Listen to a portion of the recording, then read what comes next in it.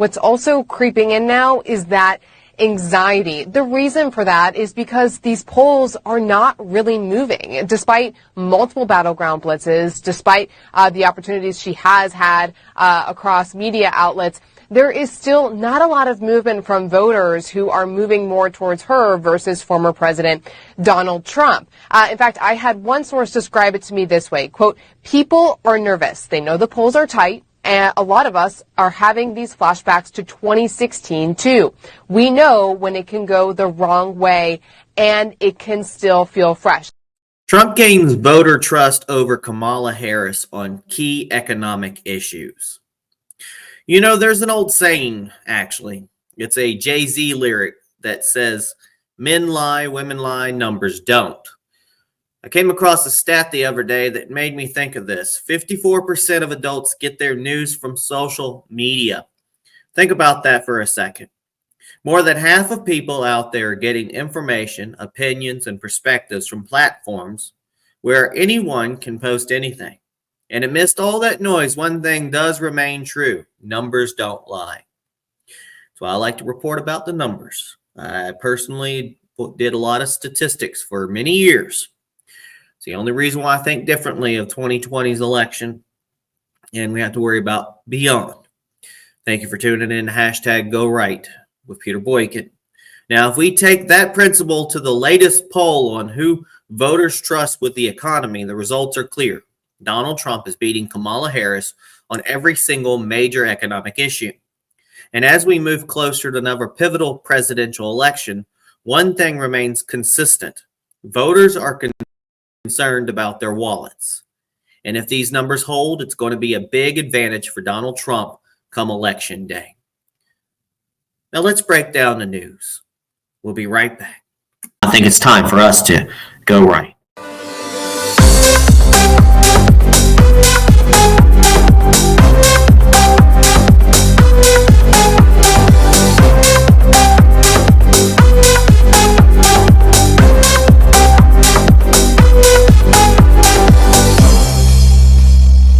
Welcome back to #GoRight with Peter Boykin, where we break it down for you. Let's get into it. Trust in Trump over Harris on economic metrics. A recent poll shows that on every single significant economic issue, Donald Trump leads Vice President Kamala Harris, solidifying his advantage on key concerns of the American voter. Voters trust Trump more than Harris when it comes to improving America's finances. Trump leads by +9 points. Overseeing the economy, Trump holds another +9 point average. Handling the job market, Trump is trusted by +7 points. Improving the cost of living, Trump ahead by 6 points.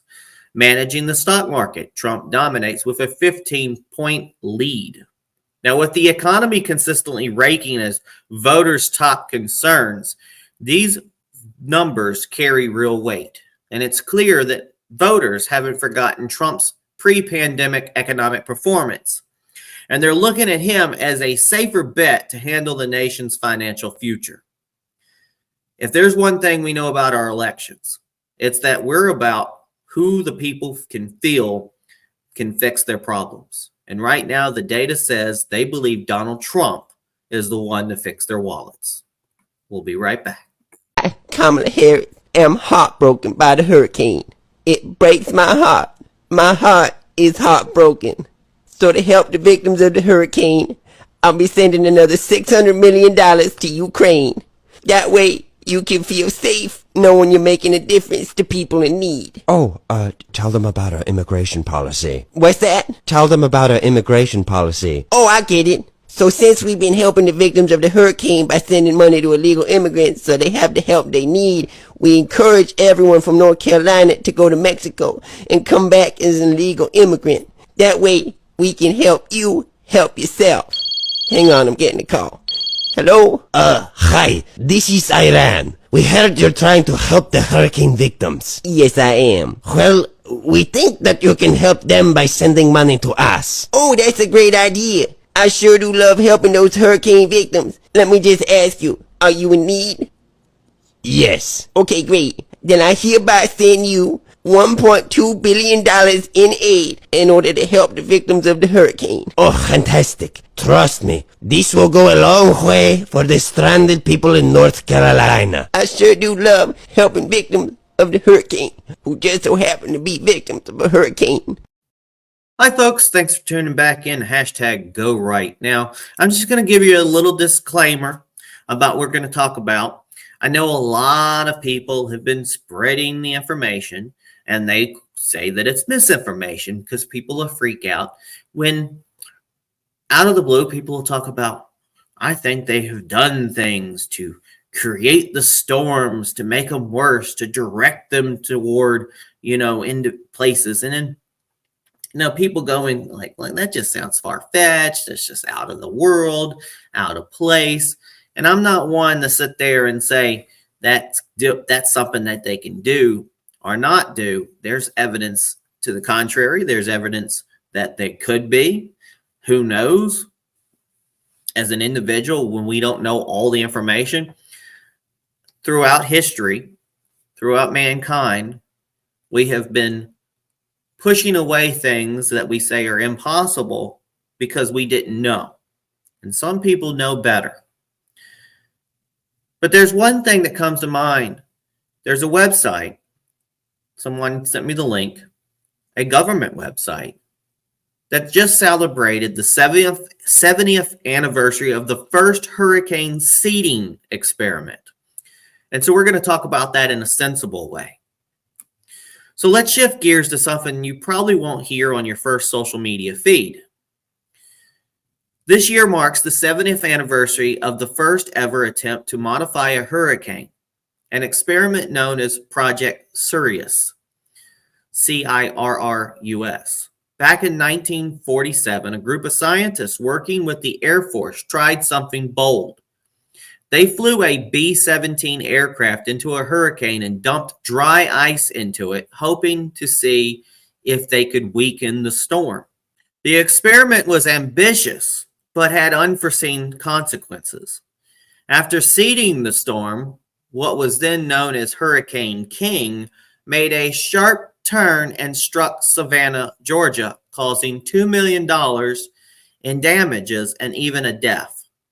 The public, outraged by what they saw as reckless experimentation, blamed the scientists. Lawsuits were threatened, and it caused a stir in the media. Sounds familiar, what people have been kind of saying about redirecting hurricanes. GE Labs' Dr. Irving Langmuir, who led the project, claimed he was 99% sure that the storm's turn was due to the seeding, a bold statement that didn't help GE's case. However, later research showed that hurricanes can change course naturally, and this could have been one of those cases. You never know, though. The whole situation cooled the public's enthusiasm for weather modification, but the dream didn't die there. In the years that followed, projects like Storm Fury picked up the torch, experimenting with ways to weaken hurricanes using silver iodide. They had some modest success, but in the end, nature proved too unpredictable. Now, this story is a reminder of how in our pursuit of control over the natural world, we sometimes underestimate the sheer power of nature. This story is a reminder of how in our pursuit of control over the natural world, we sometimes underestimate the sheer power of nature. It's also a story of scientific curiosity, human ambition, and the inherent risks involved in pushing boundaries. It's easy to forget that we live in a world where natural disasters are part of the landscape. And the best way to minimize hurricane damage isn't trying to change the storm, but learning how to live alongside it. Proper building codes, smart hurricane prep, and public education are the tools we need to stay resilient. If you want to read about this, and if you think I'm lying about it, and you think I'm just making it up, you can go to gorightnews.com, look for the article, and I have the source, which is on the website aoml.noaa.gov. It's the hurricane blog about the 70th anniversary of the first hurricane seeding experiment. We'll be right back.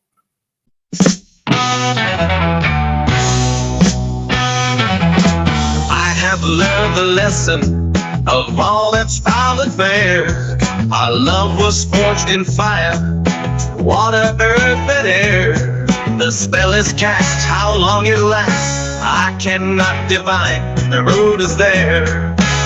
And so I dare to risk this heart of mine. Down, down, down, down the road, down the witch's road. Down, down, down the road, down the witch's road. Down, down, down the road, down the witch's road. Follow me, my friend, to glory at the end, the end. I have known the power of midnights in the woods. I've danced inside the circle of all that's bad and good. The danger's great, the trials wait for those that seek the prize. Tame your fears, a door appears to love that never dies. As we go down, down the road, down the witch's road, down the witch's road, down the road, down the witch's road. Blood and tears and bone, together and alone. If I can reach you, let my song teach you all you need to keep our love alive. If I can't hold you, remember what I told you. It's the only way we survive. We survive.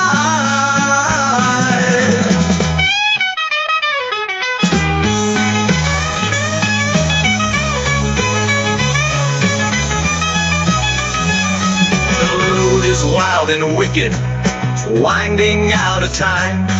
Still we face our fortune, chasing the sublime. What's lost is found, what's fierce is bound. We're broken and we're burned, but take a breath and dance with death. My love cannot return. As we go down, down the road, down the witch's road, down the witch's road. Down, down, down the road, down the witch's road. Down, down, down, wherever it may be. I'll see you at the end. I'll see you at the end. I'll see you at the end, the end. I'll see you at the end.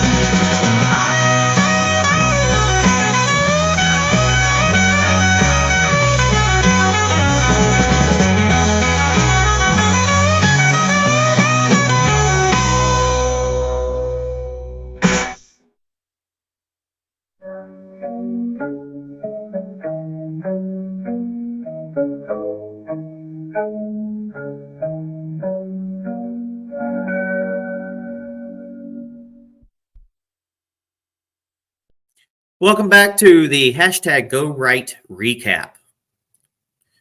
So there you have it. Two key stories shaping our constitutional republic. On the political front, Trump is earning voters' trust when it comes to the economy. And as we edge closer to the next election, his numbers are holding strong against Kamala Harris, particularly on improving the cost of living and managing the job market. And then there's the science of controlling nature itself 70 years ago. Scientists embarked on a bold quest to tame hurricanes with dry ice.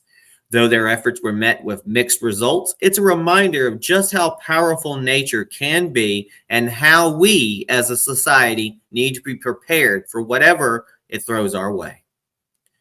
For more on these stories and other updates, head to GoRightNews.com. We're also on Rumble, YouTube, TikTok, Facebook, X, aka Twitter, you name it. Hashtag Go Right with Peter Boykin is there. And if you'd like to help support the cause, you can donate via Cash App at $ Peter Boykin, the number 1. Links are available on GoRightNews.com and PeterBoykin.com. Stay informed, stay vigilant, and remember, it's your republic if you can keep it. God bless. Peace.